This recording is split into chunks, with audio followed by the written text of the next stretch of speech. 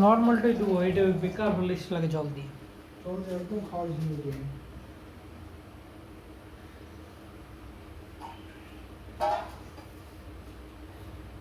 Good evening.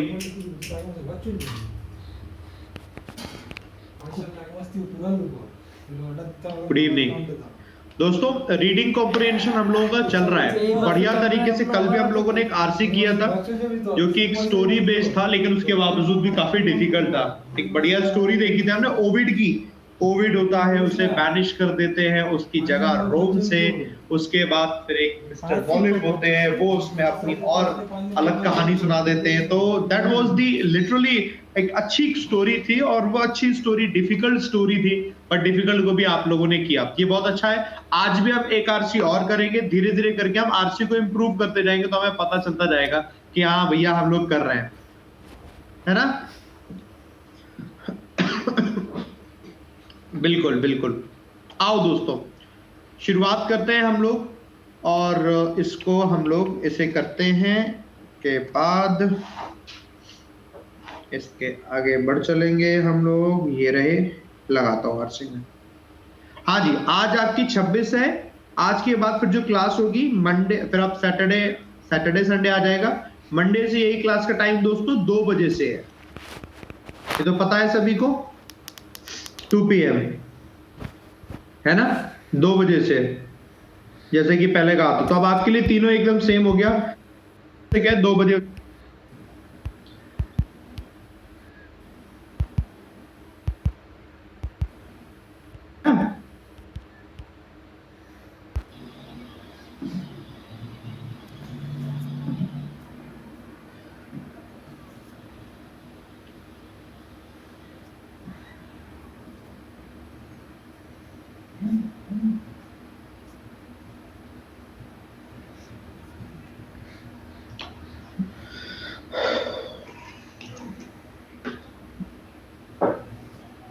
चलो दोस्तों, शुरुआत करते हैं, इसे पढ़ते हैं, है ना।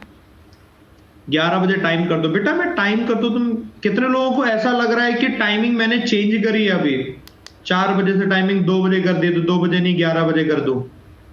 तो सबसे पहले तो अपनी आंखियां को खोलो। जब आए थे क्लास में सबसे पहले क्या बताया गया था? डे 1 नहीं देखा था किसी ने?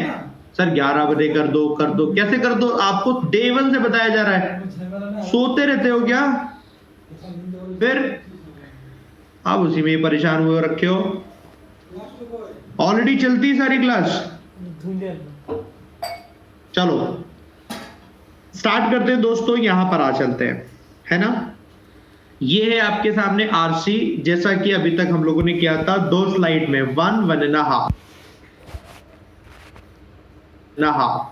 ठीक है, 1, 1.5।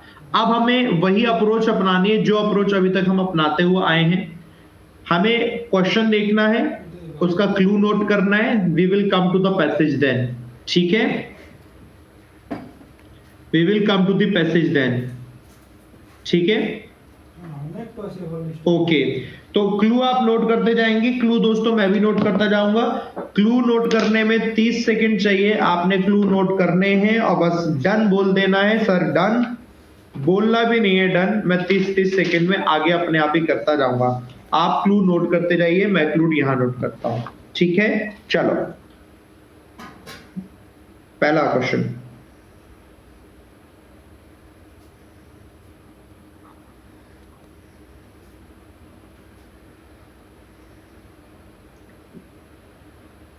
Second question,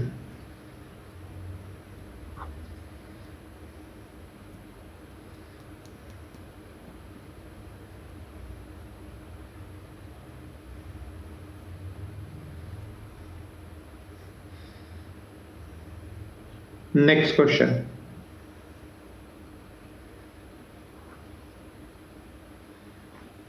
no clue. Next question,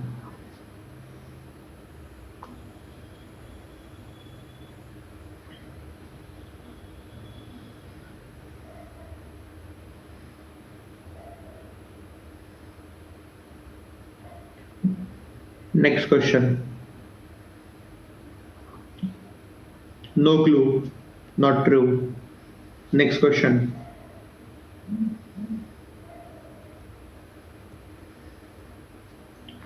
next question.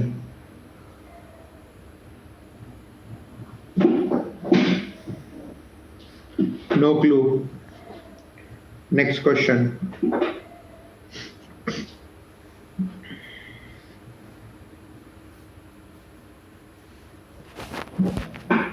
Next question. Flush लिखा हुआ है, फ्लश का सिनोनिम पूछा है, ठीक है। Next question.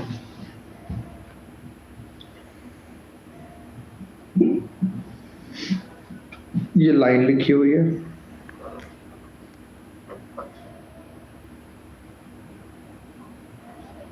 Okay done. कितने लोगों का हो गया? इतने में लिख लिया क्लू आप लोगों ने। काजल दीदी कृपया करके आप उल्टी सीधी इमेजेस ना बनाएं, ध्यान से सुन ले।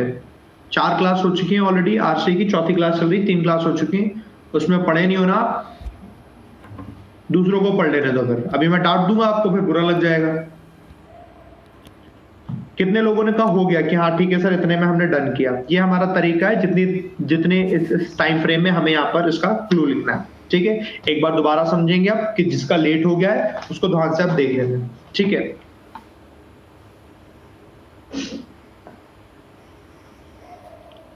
Why does the UGC want to increase the direct teaching hours of university teachers? Clue क्या निकला दोस्तों? क्लू हमारा ये निकला कि डायरेक्ट टीचिंग आवर्स, कहीं कुछ डायरेक्ट टीचिंग आवर्स आएगा यूजीसी का। डायरेक्ट टीचिंग आवर्स आपने लिख लिया, पहला क्लू, ठीक है। सबने लिख लिया होगा पहला clue. Come to second clue. Second question में क्लू क्या आएगा? Which of the following is the reason for sorry state of affairs of the Indian universities as mentioned the passage? Sorry state का मतलब दुख भरी कोई सिचुएशन होगी। Sorry state है इंडियन यूनिवर्सिटीज, ये सेकंड क्वेश्चन का क्लू आया। Sorry state of Indian university, short में लिखा सॉरी स्टेट इंडियन यूनिवर्सिटीज, है ना? ये शॉर्ट में आ गया, है ना? ठीक है। थर्ड में आ जाओ। थर्ड में पूछा गया है ट्रू कौन सा है? ट्रू नॉट ट्रू का कोई क्लू नहीं आता है, हम इसे लीव करेंगे, छोड़ देंगे। फोर्थ में आ जाओ, है ना? Besides direct teaching university teachers spend considerable time. सिर्फ डायरेक्ट टीचिंग यूनिवर्सिटी से टीचर हैं अपना टाइम स्पेंड करते हैं, तो कुछ आपने टीचर स्पेंड टाइम करके लिख दिया, कंसिडरेबल टाइम, है ना? ठीक है, इतना आपको क्लू मिल गया, स्पेंड कंसिडरेबल टाइम। फिफ्थ में आगे नॉट ट्रू फिर से पूछा है, इसमें से कौन सा ट्रू नहीं है? नॉट ट्रू पूछा हुआ है इसमें से, है ना? कौन सा ट्रू नहीं है? तो कौन सा ट्रू नहीं है आपने देख लेना है यहाँ पर, ठीक है। अपना कोई क्लू नहीं निकलेगा फिफ्थ वाले का। 6 में आए बिटवीन 85 to 97 दिया है। The number of teachers in higher education पर मिलियन पॉपुलेशन इंडिया में कितने होंगे वो आप ले देख लेने, ठीक है। 7th में आ जाओ, नॉट ट्रू फिर से पूछा हुआ है, कोई क्लू नहीं है 7th में। 8th में आ गए आप। What is the UGC directive to universities? UGC directive क्या है यूनिवर्सिटीज को लेकर, आपने वो देखना है, सिर्फ यूजीसी डायरेक्टिव आप लोगों ने लिख लेना है। 8th में आ गए फ्लश है, फ्लश का पूछा हुआ है सिनोनिम, आपने फ्लश देख लिया। एंड 9th में एक पूरी लाइन दी हुई है, suggest a suitable replacement for the word in the line which is highlighted. फिलहाल अभी कोई यहाँ वर्ड लिखा नहीं हुआ है, आप सजेस्टेड लिखेंगे तो अभी फिलहाल हम इसको छोड़ के चलते हैं। ये पूरी हमारी लाइन है यहाँ तक, लेकिन आपको समझ में आ गया। 9 तक क्वेश्चन सीधे सीधे तौर पर जिसके क्लू मिलने थे मिल गए, सारे क्लू सबको ना, है ना? ठीक है, आ जाओ आप।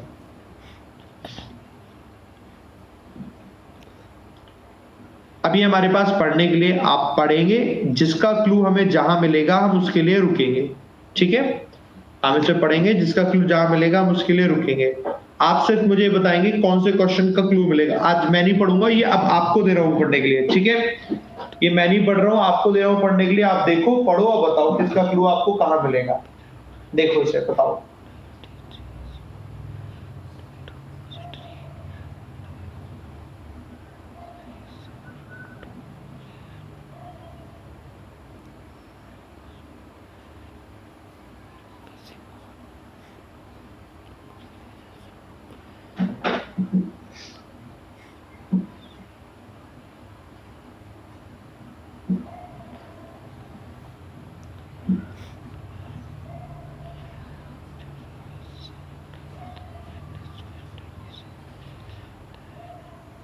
तो क्लू जो मिल रहे हैं क्वेश्चन नंबर 1 बता रहे हो और 8 भी बता रहे हो, तो हम चलो 1 पे देख ले रहे हैं। 1 को किसी को मिलेगा, 1 को देख लो, फिर हम 8 पर आ जाएंगे।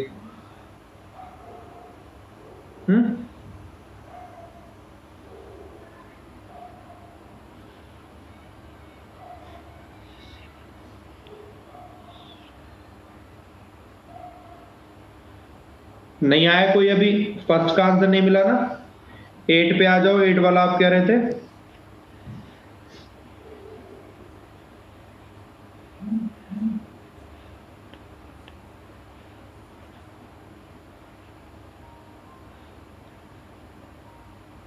एट पे भी नहीं आया, पैसेज पे आ चलते हैं। फिर पैसेज को पढ़ेंगे, जब आंसर मिलेगा तो फिर आप मेरे को बोलना क्वेश्चन पे, फिर तो क्वेश्चन पे चल लेंगे।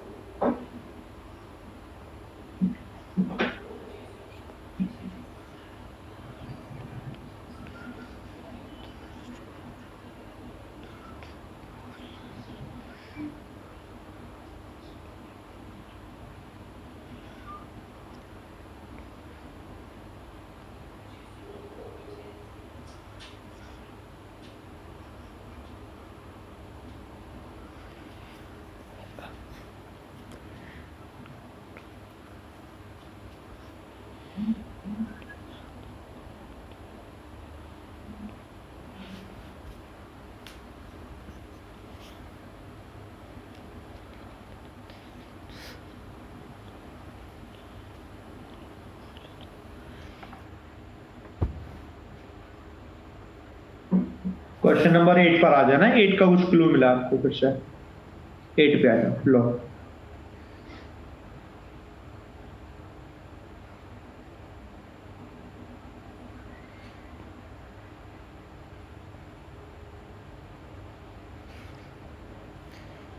पोल दे देते हैं। पोल में आंसर करेंगे दोस्तों। पोल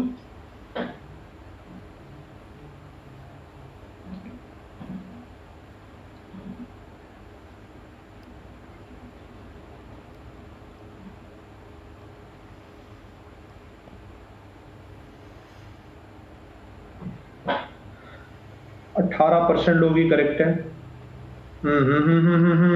ठीक है, आओ फिर से क्वेश्चन पैसेज पे आ जाओ। ये लो,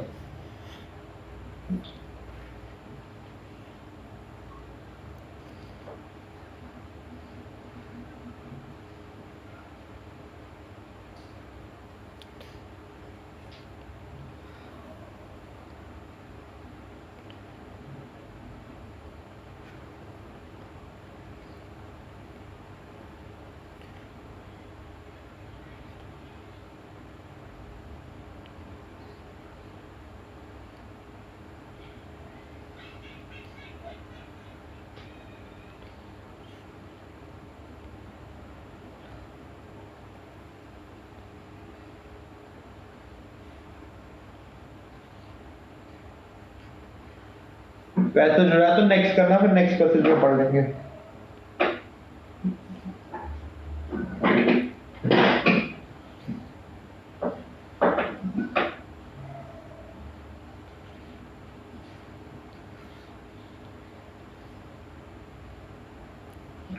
ओके, नेक्स्ट।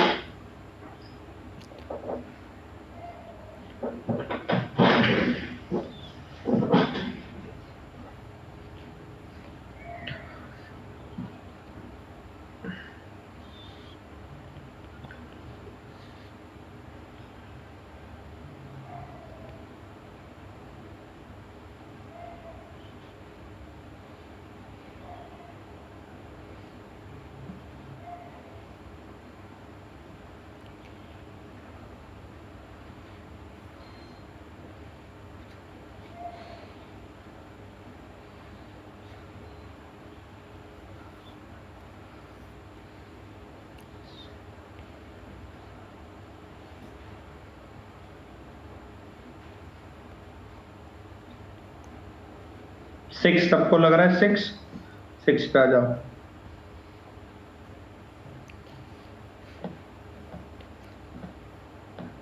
पैसेज पे चल जाएंगे एक बार, अगर आपको लगा पैसेज पे जाएंगे एक बार और।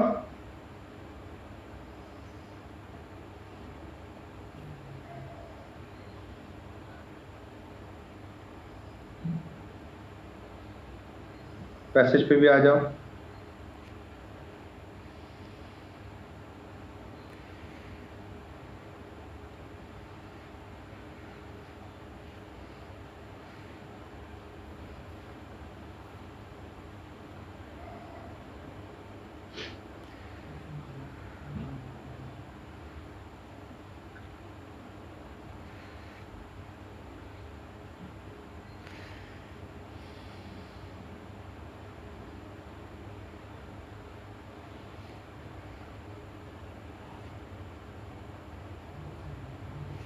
बोल।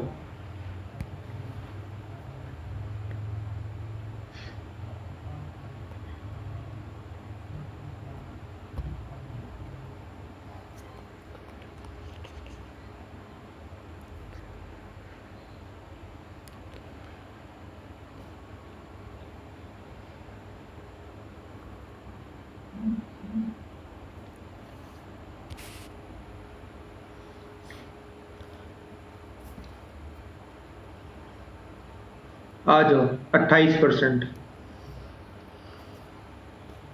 आ जाओ यहाँ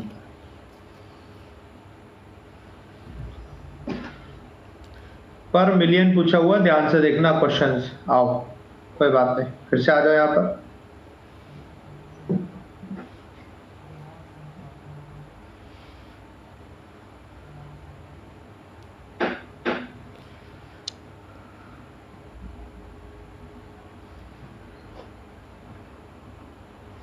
लिखो in India it fell by 1%। But ये 1% नहीं दिखा, 25-26% लोगों को ही दिखा 1%। कोई बात नहीं, वो कई बार दिखता नहीं है, वो उसके लिए वो बड़ा वाला चश्मा लगाना पड़ेगा। है जल्दबाजी जल्दबाजी, भागा दौड़े भागा दौड़े। क्या करोगे, हो गया, पढ़ लिया पैसेज, खत्म खत्म, पढ़ लिया। 10%, 5%, 20% कुछ भी लगा दी है, कर दी गड़बड़। अब सुनो, ये मैंने पैसेज क्यों दिया आपको। ये पैसेज ऐसा पैसेज है जो आपको कंफ्यूज कर गया।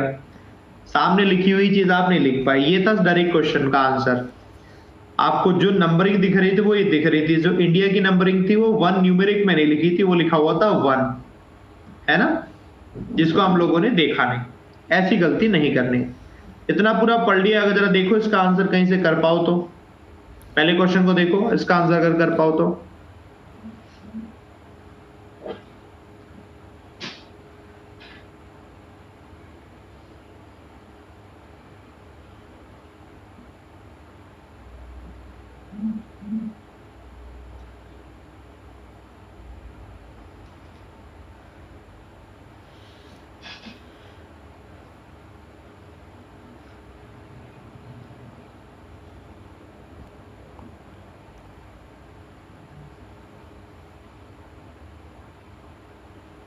बोल।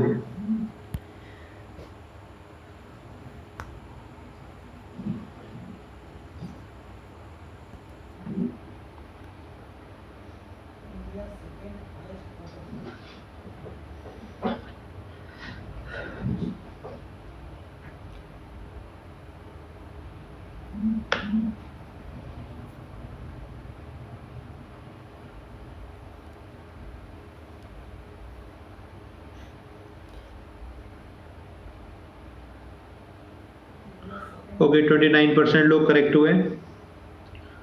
ठीक है, इसमें देखो जरा,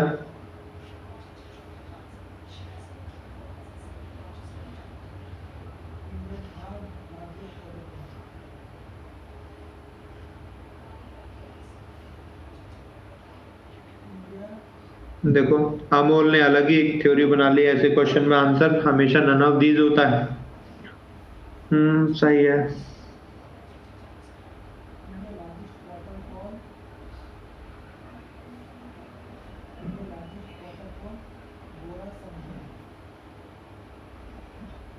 कौन बताना इसका answer Amol? None of these भी दे दें इसमें एक।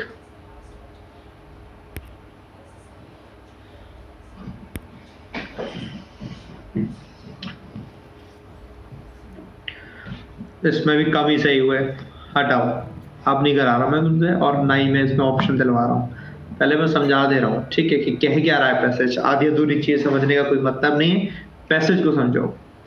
यूजीसी यूनिवर्सिटी ग्रांट्स कमीशंस की जो डायरेक्टिव है टू कॉलेज एंड यूनिवर्सिटी के लिए, कॉलेज और यूनिवर्सिटी लेक्चरर्स के लिए, वो क्या है? To spend a minimum of 22 hours a week, एक वीक में कम से कम 22 आवर्स आप स्पेंड करें in direct teaching in the product, direct teaching में मतलब टीचिंग में एटलीस्ट इतना इन्वॉल्व रहें।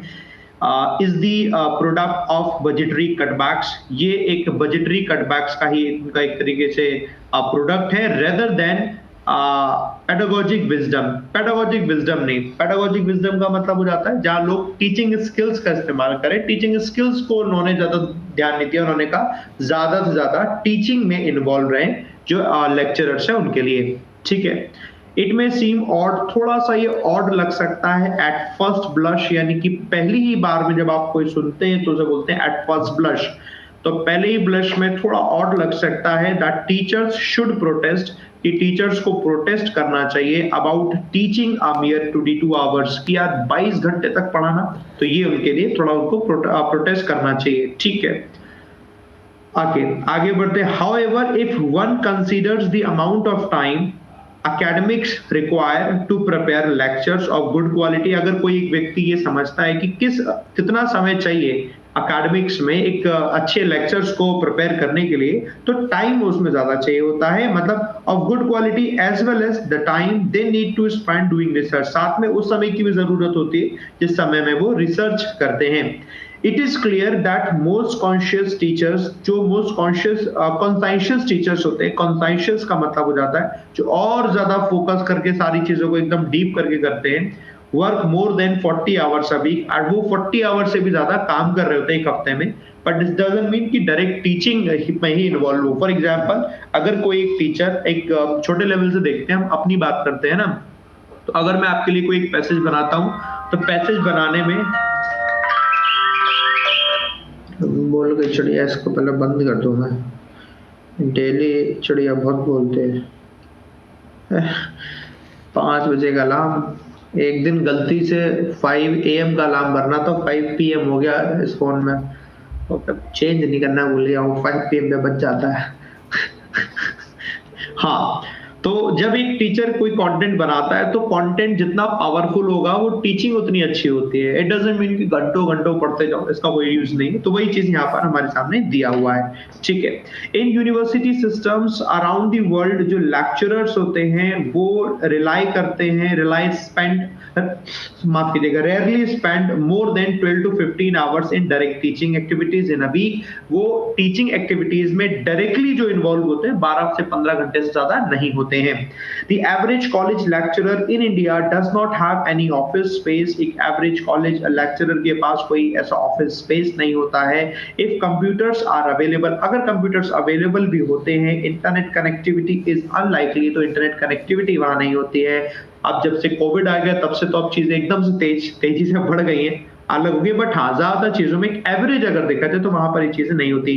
Libraries are poorly stock, libraries में अच्छी किताबें बहुत कम होती हैं। नाउ द यूजीसी सेज, अब यूजीसी ये कहती है universities must implement a complete freeze on all permanent recruitment, की यूनिवर्सिटीज को फ्रीज लगा देना, यानी फ्रीज का मतलब होता है रोक लगा देना चाहिए सारे परमानेंट रिक्रूटमेंट पे। यूजीसी ने यूनिवर्सिटी से कहा भाई जितने भी रिक्रूटमेंट आप कर रहे हैं परमानेंट रिक्रूटमेंट पे रोक लगा दो। एबॉलिश का मतलब होता है कैंसिल कर देना, cancel all post which have been vacant, जो पोस्ट अभी वैकेंट रखी हुई हैं उन सबको कैंसिल कर दो for more than a year, 1 साल से ज्यादा के लिए। एंड कट स्टाफ स्ट्रेंथ को 10% तक कम भी कर दो। And it is in order to ensure, और ऐसा इसलिए है ये इंश्योर करने के लिए दैट दीज कटबैक्स, जो ये कटबैक्स यानी कटौती होगी, do not affect the quantum of teaching, teaching के तरीके, क्वांटम ऑफ टीचिंग मतलब कितना ज्यादा बल्क में टीचिंग हो रही है उसको अफेक्ट नहीं करती है। That existing lecturers are being asked to work longer, और ये कहा जा रहा है जो एग्जिस्टिंग लेक्चरर है कि भैया आप और ज्यादा काम करो, आप नए लोग नहीं रिक्रूट करें, उन्हीं से ज्यादा काम करवा रहे हैं। Obviously the quality of teaching and academic work in general will decline। तो obviously इससे क्या होगा, जो क्वालिटी होगी टीचिंग की और एकेडमिक वर्क की वो कम हो जाएगी। While it is true, साथ में ये बात भी बिल्कुल सच है that some college teachers do not take their classes regularly। कुछ कॉलेज टीचर्स अपनी क्लासेस रेगुलरली नहीं लेते हैं। The UGC and the institutions concerned must find a proper way। तो UGC और जो इंस्टीट्यूशंस हैं उन्हें पक्का ध्यान रखना चाहिए कि क्या एक प्रॉपर तरीका हो सकता है टू होल्ड देम अकाउंटेबल, कि जो लोग क्लासेस प्रॉपरली नहीं लेते हैं उनको इसके दायित्व रखा जाए और यहाँ पर इसको अकाउंटेबल बनाया जाए। अकाउंटेबल मतलब उसको जिम्मेदार बनाया जाए।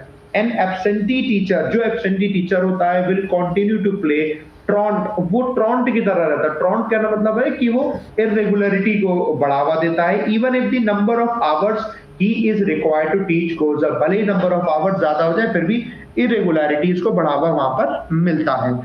ठीक है, यहां तक समझ में आ गया। एक सिंपल एक स्टोरी है, it's a very simple story. UGC के बारे में दिया, यूजीसी क्या कह रही है यूनिवर्सिटीज से और यूनिवर्सिटी लेक्चरर्स के बारे में।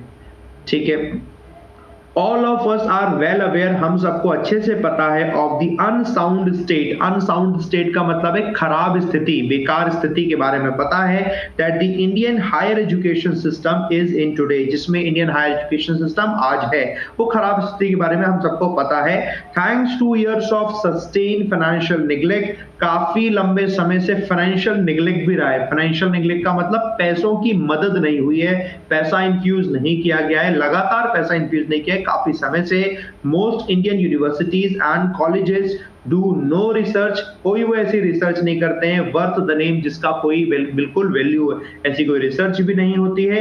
Even as the number of students entering college has increase dramatically, जबकि हमारे यहाँ नंबर ऑफ स्टूडेंट्स जो हैं वो कॉलेज में एंट्री भी उनकी बहुत तेजी से हो चुकी है, मतलब ज्यादा संख्या में स्टूडेंट अब हो चुके हैं, फिर भी रिसर्च कभी हमें देखने को नहीं मिलती। Public investment in higher education has actually declined in relative terms। जितने संख्या में स्टूडेंट बढ़ रहे हैं उस संख्या में जो पब्लिक इन्वेस्टमेंट यानी सरकार का इन्वेस्टमेंट है वो नहीं है, वो डिक्लाइन यानी कि वो काफी कम है। ड्रामेटिकली का मतलब है बहुत ही ज्यादा। बिटवीन 1985 से 97 के बीच में क्या हुआ है? सस्टेन का मतलब है कोई चीज लगातार बनी रहे। व्हेन पब्लिक एक्सपेंडिचर, जो सरकार का खर्चा है ऑन हायर एजुकेशन पर as a percentage of outlays, outlays बोला जाता है पैसे को, on all levels of education grew by more than 60%, 60% ज्यादा वो बढ़ गया है। मलेशिया में 20%, in Thailand. India showed a decline of more than 10%, India ने इसमें डिक्लाइन दिखाई है, इंडिया में 10% कम हो गया पैसा खर्च होना। थ्रू आउट दी वर्ल्ड, पूरी दुनिया में देखें तो the number of teachers in higher education पर मिलियन पॉपुलेशन में वो बड़ा है मोर देन 10%, ये पूरी दुनिया में तो बड़ा है in the same period. But India में क्या हुआ है? इट फेल बाय 1%, इंडिया में 1% ही कम हो गया है। तो इसी 1% की हम बात वहां कर रहे थे, क्वेश्चन पूछा था। Instead of transferring the burden of government apathy, apathy का मतलब होता है एक तरह की कमियां, दुर्गति, गवर्नमेंट की जो कमियां दुर्गति है उस चीज को ट्रांसफर करने से बेहतर है। किस पर transfer? On the backs of teachers, teachers की कंधों पर ट्रांसफर करने से बेहतर है। यूजीसी शुड इंसिस्ट, यूजीसी को इंसिस्ट यानी कि प्रेशर देना चाहिए that the needs of the country's university system are adequately catered for, जो जरूरतें हैं यूनिवर्सिटी सिस्टम की उन जरूरतों को एडिक्वेटली मतलब होता है पर्याप्त रूप से केटर होनी चाहिए। केटर का मतलब होता है उनको ध्यान देना चाहिए, वो प्रोवाइड होनी चाहिए, दैट इज द केटर। ये है हमारे सामने, बताओ क्लियर हो गया सबकी? नहीं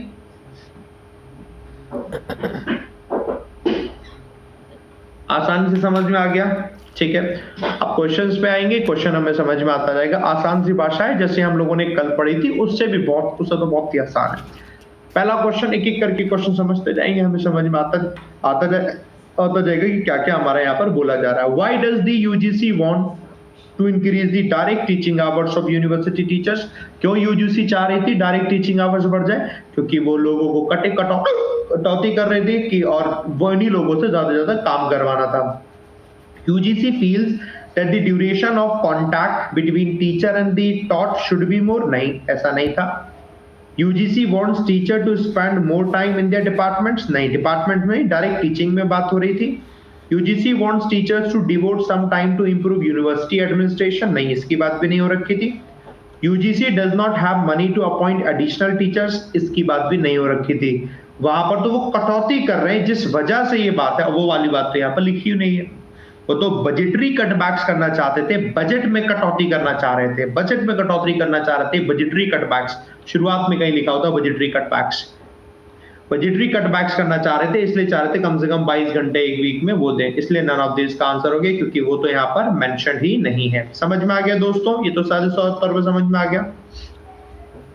budget does not mean financial. Budgetary cutbacks का मतलब आप पैसा कम कर रहे हैं, बजटरी कटबैक का मतलब बजट के रूप में कटो, बजट का मतलब फाइनेंस को लेकर हो गया, ऐसे करके। Which of the following is the reason, इनमें से कौन सा रीजन है for the sorry state? Sorry state वही जो अनसाउंड स्टेट की बात हो रखी थी, वही तो सॉरी स्टेट है, unsound state, well aware of unsound state. So which of the following reason is the sorry state of affairs of the Indian universities as mentioned in the passage? जैसा कि पैसेज में mention है, इसमें से कौन सी वो स्थिति जिसके बारे में बात कर रहे हैं? The poor quality of teachers, नहीं, poor quality of teachers की बात नहीं कर रही। Involvement of teachers in extra curricular activities, ये तो बात ही नहीं हुई है। Politics within and outside department, ना politics की कोई बात हुई। Heavy burden of teaching hour on the teachers, क्या ये सॉरी स्टेट है? ये सॉरी स्टेट नहीं है, सुनने को लग सकता है एक है। सॉरी स्टेट ये थी कि जो यूनिवर्सिटी है इंडियन यूनिवर्सिटी, उसमें कोई रिसर्च नहीं होती, इसलिए आपका यहाँ पर रखा है यहाँ पर वो एंड में। और रिसर्च क्यों नहीं होती? क्योंकि वहां पर आपको पैसे नहीं दिए जाते, not getting enough financial assistance, ये उसकी सॉरी स्टेट यहाँ पर लिखा हुआ था, है ना। जिसमें अभी फिलहाल यहाँ पर है सॉरी स्टेट्स में, वो क्या है? फाइनेंशियल निगलेक्ट की वजह से, यानी कि उनको पैसा टाइम से नहीं मिल पाता। डायरेक्टली मालूम पड़ गया, इस वजह से हो गया हमारा option number E is the right answer. बोलो, समझ में आया सबको, है ना? ठीक है, थर्ड में आ जाओ। अब इसमें सिंपली पूछा गया कि इसमें से कौन सा ट्रू है ना। ट्रू देखो कौन सा है, most colleges do not carry out research worth the name, बिल्कुल बात सही है, ज्यादातर कॉलेजेस में रिसर्च नहीं होती है, बिल्कुल करेक्ट है जो किसी लायक हो। UGC want lecturers to spend 22 hours a week in direct teaching, ये बात भी बिल्कुल करेक्ट है। Indian higher education system is in unsound state, unsound state में, ये बात भी करेक्ट है, सारे करेक्ट है, यानी ऑप्शन नंबर बी इसका आंसर हो गया, हो गया इसका आंसर आराम से, है ना। वेरी गुड, चलो कोई कंफ्यूजन नहीं किसी को। नेक्स्ट में आता है दोस्तों, besides direct teaching university teachers spend considerable time, ज्यादातर वो टाइम उनका कहां पर चला जाता है? यूनिवर्सिटी टीचर्स का, वो रिसर्च कर रहे तो उसमें जाता है। एडमिनिस्ट्रेटिव एक्टिविटीज जैसे कि एडमिशंस में, बिल्कुल नहीं। Supervising examinations and correction of answer papers, ये भी नहीं। Carrying out research in the area of their interest, absolutely correct हो गया। Maintaining research equipment and libraries, नहीं। डेवलपिंग लेसन कर लेना, गलत हो गया। विद द अदर ऑर्गेनाइजेशन, गलत हो गया। जब हमारे सामने दिया ही हुआ एक, तो आपका एक ही आंसर हो गया, है ना। बी की तो बात भी नहीं हो रही। चलो फिफ्थ में आ जाओ। Which of the following statement is not true, इसमें से कौन सा ट्रू नहीं है ना। ट्रू कौन सा नहीं है, अब हमें ढूंढना है कौन सा ट्रू नहीं है। UGC want teachers to spend minimum 40 hours a week in teaching, पहले ही देख के पहचान ले, ये वाला ट्रू नहीं है, आंसर हो गया, है ना। Some college teachers do not engage their class regularly, ये वाली बात तो ट्रू है। The average college teacher in India does not have any office space, ये भी बात करेक्ट है। UGC want universities to abolish all post which have been vacant for more than a year, ये बात भी सही है। लग नहीं रहा कि ये तो बड़ा आसान है, इजी है ना, है ना, इजी है ना, यस और नो, इजी तो ये। ओ सॉरी, 20-21% ही लोग करेक्ट थे, अरे ओहो, ऐसा नहीं होना चाहिए दोस्तों कि जब मैंने पढ़ा है तो अब तो सब इजी है, जब आप पढ़ रहे हो तो इजी नहीं है। हमें अपने आप को धीरे धीरे इंप्रूव करना है, और वो फिर आसान होने लग जाएगा आपके लिए, ठीक है। इसीलिए अगर ये मैंने पहले कराया होता तो आप ही कह रहे होते कि सर ये तो बड़ा आसान है, इसीलिए पहले मैंने आपको दिया है कि आप पहले पढ़ो, तो उससे आपको पता चल पाएगा कि आपने खुद ने पढ़ा, तब आपके बाद कितना सही आंसर कर पा रहे हैं, ठीक है, तो अपने आप को ऐसे से इंप्रूव करते जाना, ये तो हम कर ही चुके हैं, तो देख ही लिया 1% वाला आंसर। ठीक है, इसमें आ जाओ, फिर से पूछा है नॉट ट्रू, कौन सा इसमें से वो है जो कि ट्रू नहीं है, आप इसे देखेंगे, इसे पढ़ लेते हैं। Indian universities are financially neglected, बात बिल्कुल करेक्ट है। All over the world university lecturer hardly spend more than 12 to 15 hours a week in direct teaching, ये बात बिल्कुल करेक्ट है। Indian universities are asked to reduce staff strength by 10%, ये बात बिल्कुल करेक्ट है। Public investment in higher education has increase, ये गलत है, इंक्रीज नहीं, वो तो घट गई है, डिक्रीज हो गई, ये वाली बात गलत है। Malaysia spends more money on education than Thailand, ये बात भी करेक्ट है, 60% से ज्यादा करते हुए हमने देखा था, बस ये वाला आंसर हो गया ऑप्शन नंबर डी, आराम से हमने ये भी पहचान लिया। नेक्स्ट में आ जाओ, what is the UGC directive to the universities, क्या उन्होंने कहा था यूनिवर्सिटीज से कि क्या करो, इंप्रूव करो क्वालिटी ऑफ टीचिंग को, ये नहीं कहा था। Spend time on research, research पर नहीं कहा था। Do not appoint any permanent teacher, हाँ ये कहा था उन्होंने कि कोई भी परमानेंट टीचर को अपॉइंट मत करो for the next more than 1 year, ये तो लिखा था। प्रोवाइड कंप्यूटर इंटरनेट फैसिलिटी, ये भी नहीं था। Do not spend money on counselling services to student, ये भी नहीं था। यानी ऑप्शन नंबर सी है दोस्तों, ये वाला आपका करेक्ट है। नेक्स्ट में आ जाओ, identify the correct synonym of the word flush from the passage, passage में फ्लश लिखा हुआ था क्या?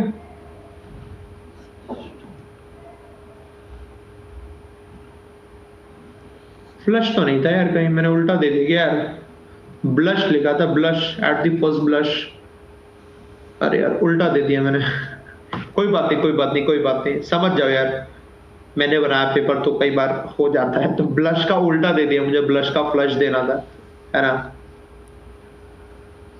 ठीक है ठीक है, उल्टा दे दिया मैंने, ठीक है। तो जैसे आपका फ्लश होता है वही सेम मतलब आपका ब्लश होता है। फ्लश और ब्लश बेसिकली सेम मतलब है, जिसका मतलब होता है कि कोई भी काम होता है कि पहली एकदम से अचानक से कोई चीज पता चल जाती है, तो एट दी फर्स्ट ब्लश, पहली बार में क्या हुआ, है ना, कि एकदम से आपको क्या लगा, at the first blush, at the first flush, दोनों का मतलब एक ही है ना? सर 8th नहीं समझ आया, परमानेंट टीचर्स कैसे, कितनों को नहीं समझ में आया 8th की परमानेंट टीचर्स कैसे, एक बार जरा पोल पे लिख दो। समझ में आया तो ट्रू पे टैप करना, नहीं समझ में आया तो फॉल्स पे टैप करना। परमानेंट टीचर वाला समझ में आया तो ट्रू पे टैप करना, नहीं समझ में आया तो फॉल्स पे टैप कर देना। 15% लोगों को नहीं समझ में आया, कोई बात नहीं, कोई दिक्कत नहीं है। कहीं तो लिखा होगा कि मत, कहाँ लिखा हुआ बताओ, इस वाले में लिखा है क्या? नहीं लिखा हुआ था, ये लिखा abolish all posts which have been vacant for more than a year, permanent नहीं लिखा हुआ, ये लिखा हुआ देखो, यूजीसी ने कहा universities must implement a complete freeze, रोक लगा दो किस पर, ऑल परमानेंट रिक्रूटमेंट पर, है ना? परमानेंट रिक्रूटमेंट में फ्रीज लगा दी, ये वाली बात लिखी हुई थी, ठीक है, रिक्रूटमेंट में फ्रीज लगा दी, समझ गए ना दोस्तों? ठीक है, चलो सबको क्लियर हो गया, बस 9 हो गए, 10वां वाला बना रही है पूरा, 9 तक हो गए, समझ गए यार? देखो पैसेज इतना ही आसान होता है, जब तक हमें नहीं आता तब तक वो डिफिकल्ट लगता है, और जब आने लग जाता तभी वो इजी हो जाता है अपने लिए। एक पैसेज और दे रहा हूं दोस्तों, है ना, ऊपर का मीनिंग हो जाता है, कनेक्ट करने में दिक्कत होती है, जितना ज्यादा रीडिंग करोगे उतना ज्यादा इजी होने लग जाएगा आपके लिए, उतना इजी होने लग जाएगा आपके लिए। सर जब हम आरसी पढ़ते हैं तो सर तो उसमें टेंस यूज, अरे वो सब धीरे धीरे पता चलेगा, जितना रीडिंग करोगे उतना तो पता चलेगा।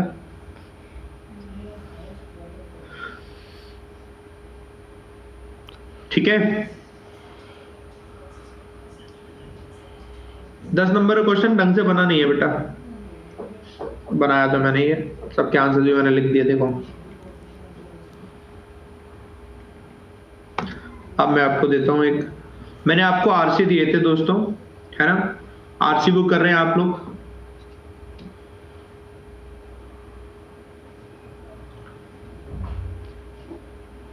गुड, उन आरसी को करते जाना, ये आपका इंप्रूव होगा वहीं से, एकदम से तो नहीं होगा, धीरे धीरे धीरे धीरे धीरे धीरे धीरे धीरे, ठीक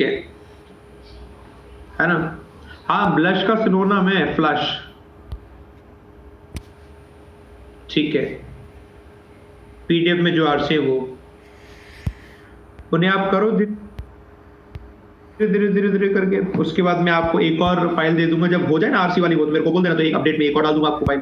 तो धीरे धीरे करना, एकदम से नहीं होगे। और मैं आपको एक बात बताता हूँ, आप 3 महीने अभी पढ़ोगे, ये महीना निकल रहा है आज के बाद। अब आपकी क्लास देखो जब होगी ना, मंडे से होगी, कल परसों छोड़ के मंडे से जब क्लास होगी तो वो होगी 2 बजे से। तो उसके बाद से जब आप आगे बढ़ रहे होंगे तो उसमें क्वेश्चंस बहुत सारे मैं कराता रहूंगा बीच बीच में। अभी तो कितने 4 बार हो पाए, एक तो डाउट वाले सेशन में भी आरसी के, तो 4 सेशन में कर लिया हम लोगों ने, काफी सारी करवाता रहूंगा, तो आपकी आराम से होती जाएगी। तो आप लोग उसकी बात करने चिंता मत करना, बट आप पहले करना डाउट कैसे पूछे, पहला सेशन देख लिया करो यार। पहला सेशन क्यों नहीं देखते हो? कि जितने भी लोग पूछ रहे हैं ना डाउट कैसे पूछे, तो मैं डाउट इसलिए है क्योंकि पहला सेशन ही देखा, इंट्रोडक्शन, जिसमें बताया हुआ है मैंने कि डाउट कैसे पूछे, जिसमें बताया मैंने कैसे आपको स्ट्रेटेजी अपनानी है। पहली सेशन नहीं देखोगे तो बीच बीच में से कैसे काम चलेगा यार। देखो ये पूछ रहे हैं सर वो क्या कैसे करें, ये सब बाबूजी हैं क्लास के, बड़े एकदम बिल्कुल अमीर लोग होते हैं ना, जैसे ऐसे क्लास के बाबूजी हैं। मेहनत लगेगी इंट्रोडक्शन वाले सेशन को देखने में, उसे देखेंगे नहीं। आज हम आए हैं तो आज ही हम पूछेंगे, आज मेरे को जवाब चाहिए है। मैं तो थक गया हूँ बता बता के, पहली बार जाके देख तो लो, कभी चले तो जाया करो यार इंट्रोडक्शन की क्लास में, कि आज ही आते हो आज ही करके सब कुछ सीखना है क्या? About RBI attendant, RBI attendant आपके लिए नहीं है, आरबीआई अटेंडेंट आपके लिए नहीं है, डोंट वरी। आरबीआई अटेंडेंट में आप पियोन बनेंगे, आरबीआई में पियोन की जॉब है, वो पियोन की पोस्ट की जॉब है ना। अब आप पियोन की जॉब कब तक करोगे? 25-26 हजार रुपए सैलरी तो है, सैलरी बढ़िया है, 26,000 सैलरी है, बट आप पियोन की जॉब करोगे नहीं ना। कुछ टाइम करोगे आप पियोन की, आपकी लग जाएगी तो आप 1 साल कर लोगे पियोन की, फिर क्या करोगे? आप तो दूसरी जॉब के लिए जाओगे उसमें फिर जा नहीं सकते, क्योंकि 10th पास वालों के लिए ही है, और आप सब लोग ग्रेजुएट है, आपके लिए नहीं है वो वैकेंसी है, आपके लिए नहीं है, ठीक है। आपके छोटे भाई बहन है, आपके जानने वाले हैं, कोई भी जो करना चाहते हैं ना वो अप्लाई कर सकते हैं। पियोन एज अ पियोन आप स्टार्ट कर सकते हो वहां से, और इसमें कोई वो गलत नहीं कि पियोन की जॉब कौन करेगा, ऐसा करे कुछ नहीं है।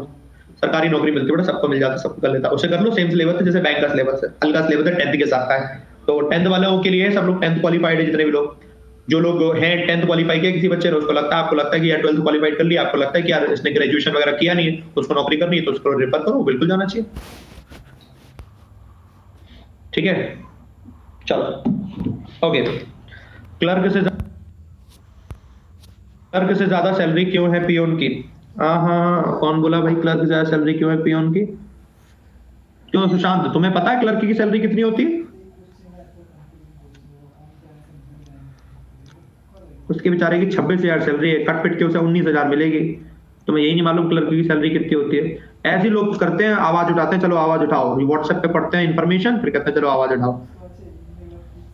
चलो ठीक है, आज के सेशन का हम लोग दोस्तों खत्म करते हैं, ठीक है। 5:30 पे आप लोग मिलो, आप लोगों के लिए मैंने क्यों नहीं छाप सकता, ठीक, और ये मैंने कर दिया आप लोग